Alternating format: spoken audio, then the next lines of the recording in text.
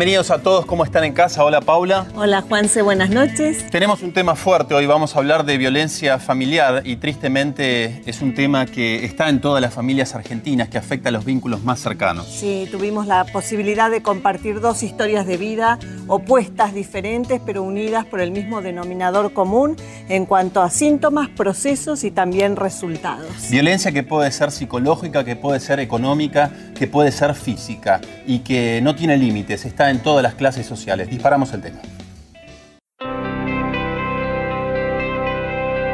Yo cuando lo conocí, bueno, me enamoré. Uno cree que las cosas son para siempre. Creo que nunca uno planea que te puede llegar a pasar algo malo. Lo conocí 1 año y medio antes de casarme. Poco tiempo después nació Valentina y bueno, todo el primer año y medio más o menos de noviazgo transcurrió sí, con algunas peleas, con algunas discusiones, pero nada... Nada que te alarme. No, en ese momento no, por lo menos. Mi idea era tener mi casa y mi familia y por ahí no presté atención en que el compañero que tenía no era la persona ideal como para armar todo eso. Las discusiones empezaron a ser interminables y un día que en una discusión, mi nena era muy chiquita, yo no quería seguir discutiendo, ¿no? Me quise ir porque dije, bueno, basta con esto. Agarré a la nena y ahí, bueno, me dio un sacudón y me pegó una piña que me tiró en la cama. Y ahí yo empecé los gritos y bueno, tuve después de eso muchas idas y venidas. Ahora pienso que no sé cuándo fue que se derrumbó todo. Por ahí esperaba muchas cosas de él que nunca iban a llegar y permitía muchas cosas que no tenía que permitir. Y siempre esas historias tienen ese punto de inflexión. No callar, agarré la nena, salí, me animé y se rompió finalmente ese círculo vicioso. Presento a los invitados para hablar de violencia familiar, el doctor Adrián Besuschio, muchas gracias por estar aquí con nosotros. También la licenciada Cristina Milite, muchísimas gracias por estar. Sí, realmente este es el ejemplo que compartimos desde Segundos para Todos, Mónica y Mariana, que veíamos recién, pero es el ejemplo de decir que esto está pasando y de manera silenciosa y que nadie levanta la mano ni en voz alta. El miedo es callar, poder decirlo, ¿no? Expresar la violencia, y el silencio es el peor enemigo en este caso, ¿no? Sí, lo que solemos ver en este tipo de parejas es que es muy difícil para cada uno de ellos, que podemos pensar que uno es una víctima y el otro un victimario, pero a veces no es tan así, hacer una denuncia, comentar esto a los familiares. ¿Por qué? Porque en verdad forman parte de una diada de la cual ninguno puede salir. Les propongo meternos de lleno en el tema y también presentárselo a la sociedad, ¿no? Esto nos ronda, afecta a muchísimas familias argentinas, va en aumento, así que vamos a presentar la primera parte del informe y después sí desarrollamos la charla. Dolor, terror, angustia, impotencia, humillación, culpa, sumisión, pérdida de la autoestima, depresión. Es la violencia familiar que tiene como blanco en un 90% a la mujer. Yo era la que sostenía el hogar porque él no tenía un trabajo fijo y empecé a darme cuenta a veces que cuando los tenía al poco tiempo los perdía. Y bueno, las discusiones empezaron a ser interminables. Yo no podía, digamos, energéticamente empecé a estar muy mal yo, sentirme muy deprimida. Las mujeres reaccionamos no frente a la primera agresión, sino cuando ya pasaron otras tantas. Y no reaccionamos por ahí en el primer golpe, porque antes del primer golpe seguramente hubo mucho maltrato psicológico, mucho maltrato emocional, del cual no nos dimos cuenta, del cual lo tomamos como un hecho natural. Decimos, mirá cómo me cela, él me quiere tanto. Mirá cómo está pendiente de mí, a dónde estoy, a qué hora llego. Y empezamos a naturalizar este tipo de conductas, porque es eso, la violencia es una conducta aprendida, y no tomamos en cuenta de que estamos entrando en un vínculo de violencia. Siempre viene el perdón y toda la cuestión de el arrepentimiento y me costaba mucho poder pensar o poder decir que tenía que encarar mi vida sola con la bebé y empecé a buscar, digamos, ayuda. En la asociación Lugar de Mujer, Mariana Demcura encontró su lugar y nos demuestra que la violencia iguala a las clases sociales. Creo que uno siempre tiene, aunque sabe en el fondo, siempre tiene la duda o justifica esto de no, bueno, pero quizás él no es violento. Y bueno, cuando vine acá al grupo la primera vez y escuché a las otras mujeres que hablaban, no me quedó duda, así que no paraba de llorar y bueno, entendí que la única manera era la denuncia, de salir de eso. Mariana asiste a los talleres de Cristina Kirchner, coordinadora de grupos de autoayuda. Lo primero que podría decirle a una mujer o compartir con una mujer es que no tenga miedo, que no tenga vergüenza. Que nosotras tenemos un lema que es el silencio es el peor enemigo. El guardar esa situación del silencio es hacer cómplice. La violencia familiar es el eje de cada una de las denuncias. Las mujeres tienen presente que los testigos más directos son sus hijos, los cuales registran para el resto de sus vidas esas imágenes. No permitir que nuestros hijos vivan en hogares donde se maltrata, porque de alguna manera estas situaciones después se reproducen.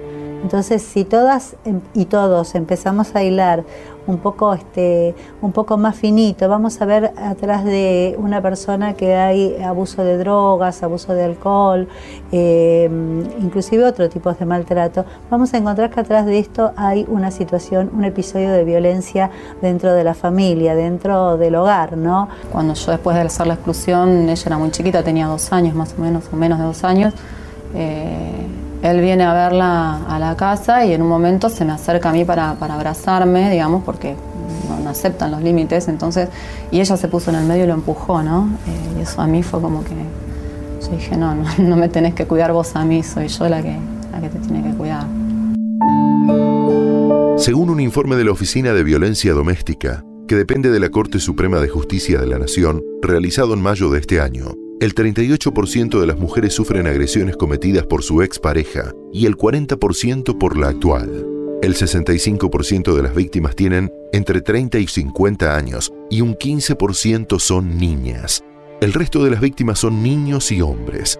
En el 90% de los casos de violencia, la víctima es la mujer. Entre el 80 y el 90% es su esposo o pareja el autor de la agresión.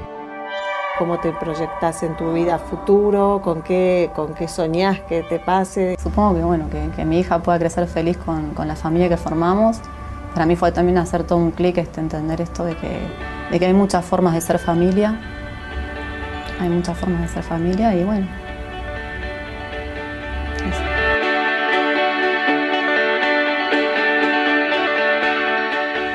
Licenciada María Cristina, ¿qué nos puede decir en base a su experiencia, trayectoria?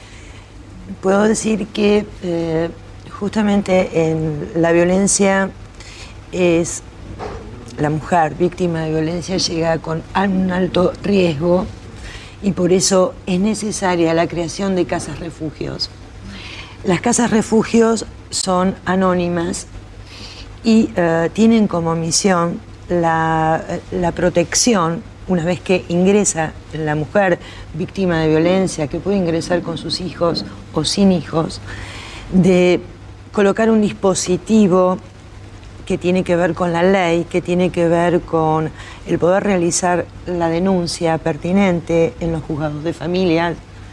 La casa refugio le da a la mujer un lugar para que pueda por primera vez expresar sus sentimientos que tienen que ver con la culpa, que tienen que ver con la vergüenza, que tienen que ver con muchísimos años de violencia crónica.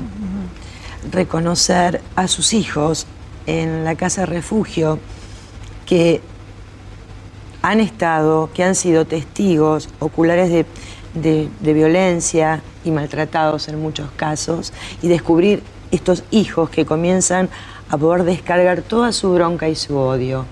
Su bronca hacia un padre que golpea, su bronca hacia una madre que no puede parar estos golpes, y la bronca también con ellos mismos que no pueden dar por finalizado el ciclo de la golpiza. Doctor, antes de romper ese miedo, digamos, ¿no? ¿Cómo hace la mujer? Digo, la licenciada está hablando del refugio. Primero esa mujer tiene que romper ese miedo y animarse a poder decirlo antes de llegar al refugio. ¿Cómo se produce eso? ¿Cómo hace una mujer lastimada, golpeada durante años para finalmente dar ese paso? Sí, un poco la intriga, el misterio que generan estos casos es por qué la mujer no puede salir de ese círculo de agresión. Creo que en las placas que ustedes presentaron, una de las mujeres que habló dijo que es una conducta aprendida. Y yo creo que es una conducta aprendida no solamente en la adultez, sino también en la infancia. Si lo que nosotros venimos estudiando con pacientes víctimas de violencia es que por lo general tienen historias infantiles de maltrato, de abandono, de experiencias de agresión, de abuso sexual muchas veces, no fantaseado sino real, que después vemos que en la adultez se transforman o en un nuevo abusado, en un nuevo golpeado, ya sea mujer o hombre, o en un abusador o en un golpeador. Es decir, que es una conducta aprendida en la infancia a partir de observar las conductas de violencia entre los padres. Por eso todas las placas vi que decía que los niños son los principales testigos y son víctimas, digamos que son las víctimas tal vez que quedan más comprometidas en su futuro. Ahora, ¿qué pasa con la mujer que no puede salir de un círculo de violencia? Lo que vemos es que es una persona que tiene graves problemas en la regulación de su autoestima. ¿Qué quiere decir esto? Que la persona que la golpea, el golpeador, es un objeto, un hombre, que regula su autoestima. Ella se siente valorada porque la persona está cerca de ella. Por eso una de las mujeres decía también que empezaba a sentir que él preguntaba por ella, que la llamaba, que la perseguía. Y esto, una mujer que tiene su autoestima baja lo vive como una valoración. Claro. Entonces siente que esa persona la quiere, que el amor lo expresa de esa manera. Entonces ella misma apaña la conducta violenta. Sí. O sea que ahí hay un dominio psicológico ya sobre la víctima. Hay un control sobre la víctima.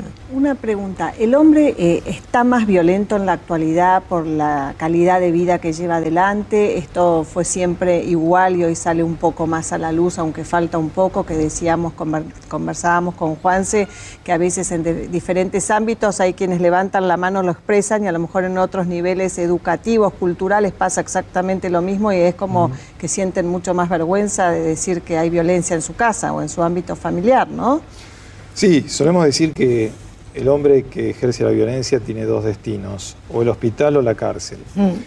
La fuerza física es un factor que hace que el hombre, por lo general, trate de controlar omnipotentemente a la mujer a partir de la fuerza. Licenciada, usted habló de, bueno, tratamos de clasificar qué tipos de violencia hay. Acá entra también lo económico como un rol fundamental, ¿no? O esa mujer que depende a lo mejor de lo material. Depende, pero no solamente depende de lo económico, depende de ese afecto, porque ella siente que lo va a cambiar, ella lo quiere, cree que él va a cambiar, yo lo voy a cambiar, ¿sí?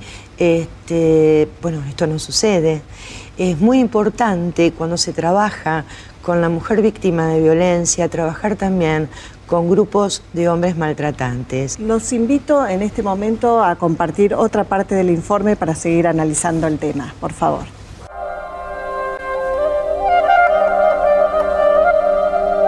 La violencia es una carencia que está agazapada en la persona que la ejerce y espera en forma potencial a poder crecer en terreno fértil, que son sus víctimas.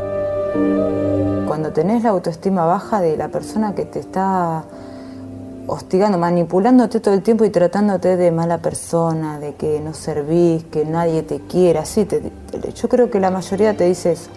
Nadie te quiere, ¿para qué querés vivir? Tus hijos no te quieren, no servís para nada. Está en el momento de que si te está agrediendo o te pegó, uno tiene miedo. Cuando yo hice el clip de decir, no, esto no puedo creer lo que pasó, fue bueno, una situación que pasó con mi sobrino cuando nos mudamos a vivir acá, que ahí, bueno, fue cuando hizo algo feo a los chicos y yo dije, no puedo creer con la persona que estoy. No solo la violencia es el golpe, que el acoso, que la descalificación, la humillación, que el manejo del dinero de parte del varón varón violento en forma exclusiva, es una forma también de ejercer el poder y la violencia. Y quedamos, las mujeres que estamos en una situación de violencia, envueltas como en una red en la cual pareciera ser que no podemos salir. Pero la realidad es que sí se puede. Me costó mucho, porque yo después de eso, que fue cuando decidí echarlo, él venía con toda la... como manipulándote, diciéndote cosas, prometiendo, llorando. Entonces cuando uno vive tantos años con una persona, estás tan acostumbrada a esa persona y no puedes creer, decís, no, sí, lo voy a perdonar, o le creo lo que me dice.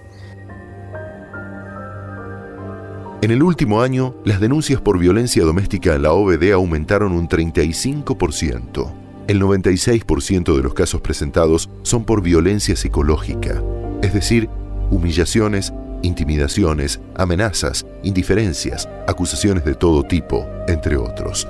Y el 68% es por violencia física. Las comisarías no te informan. Yo digo, voy a hacer una denuncia en la comisaría que me corresponde, y ahí te toman la denuncia y no te dicen más nada. Cuando leemos o escuchamos en los medios que hay una mujer que fue maltratada y una mujer que fue quemada o que fue golpeada o que fue muerta, nosotros lo único que pedimos es a las autoridades que tomen conciencia de esto y que cuando va una mujer a hacer una denuncia, a decir que su marido la golpeó, que su pareja, que su novio, que la maltrató, que le tomen la denuncia, que se investigue, porque eso podría haber salvado muchísimas vidas.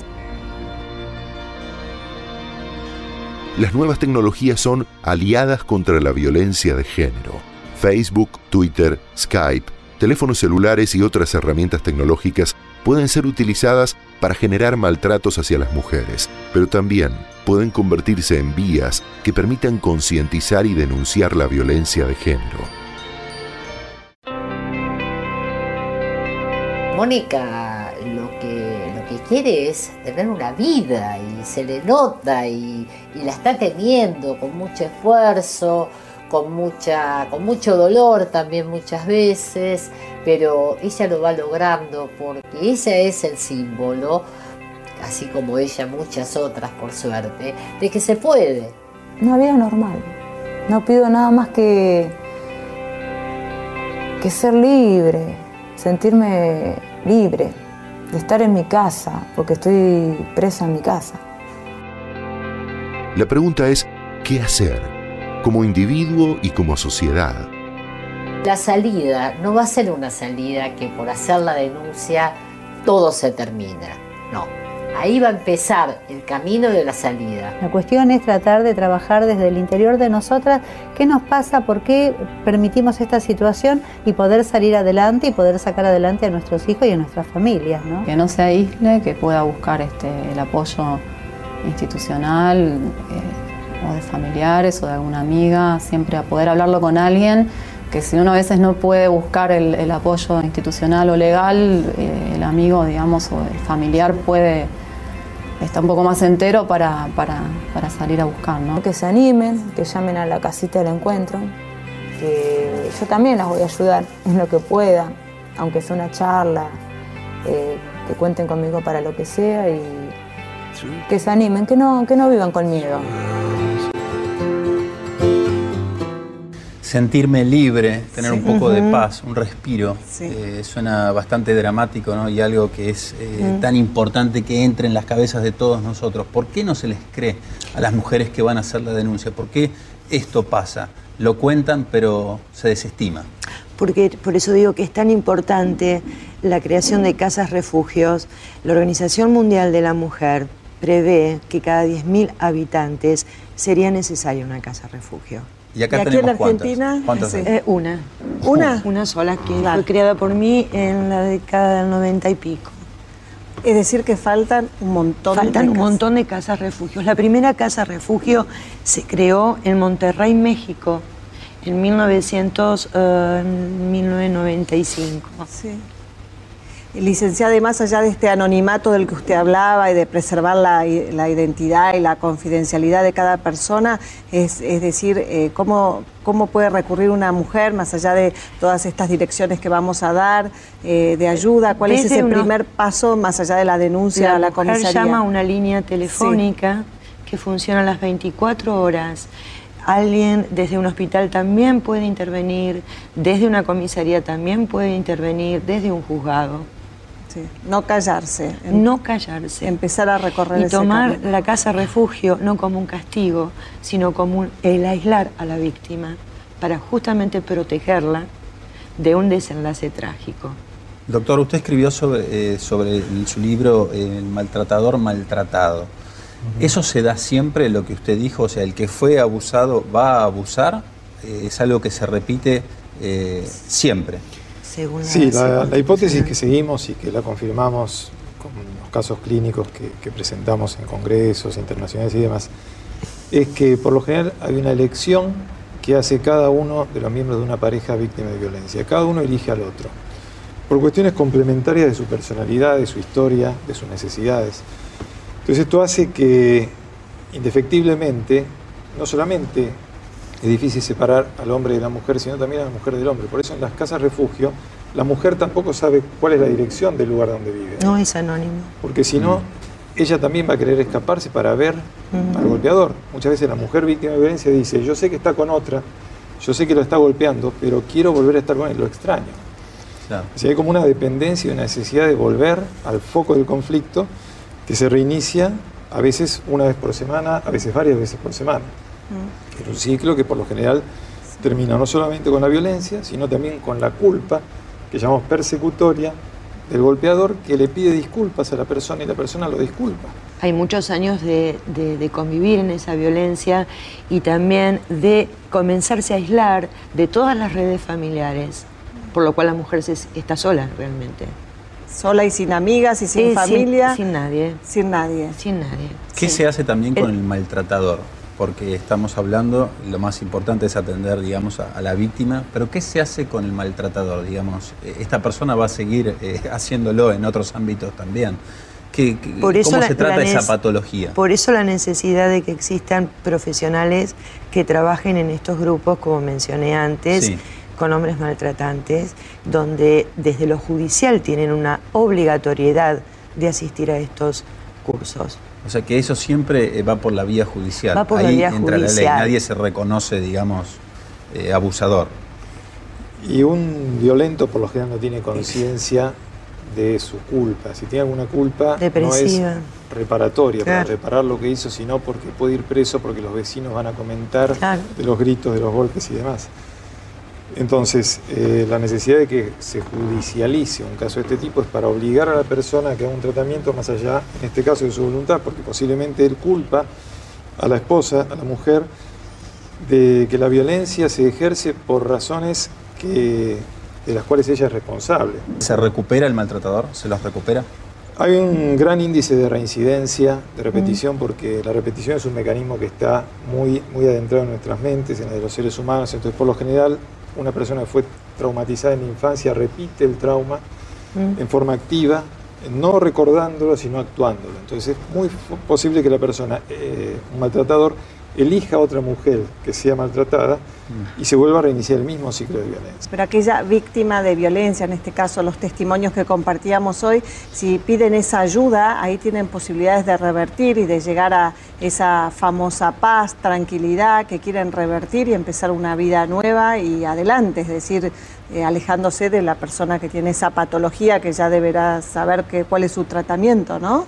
Llegar a poder hacer un clic, a tomar una cierta conciencia del riesgo en el cual ha estado.